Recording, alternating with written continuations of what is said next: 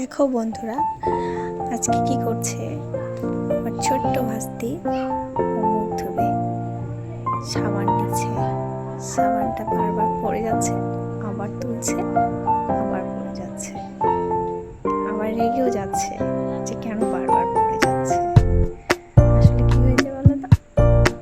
কিন্তু চুপি চুপি কখন যে একটা কলম দিয়ে আইব্রো করেছে, গালে লাগিয়েছে।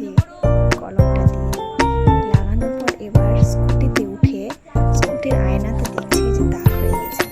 এবার কিন্তু আমাকে বলে, চুপি চুপি গিয়ে ও কিন্তু মুখে সাবান লাগাতে শুরু করেছে। এবার আমি ওকে বলছি, কেন সাবান লাগাচ্ছ? বলছে ধুবো। ঠিক আছে, ধুয়ে নাও। কিন্তু আমি তখনও বুঝতে পারিনি যে ও কেন ধুচ্ছে, কারণটা জানি না। তারপরে কেমন ধুচ্ছে দেখো। চোখ খুলতে পারে না, কিন্তু ঝাল লাগছে।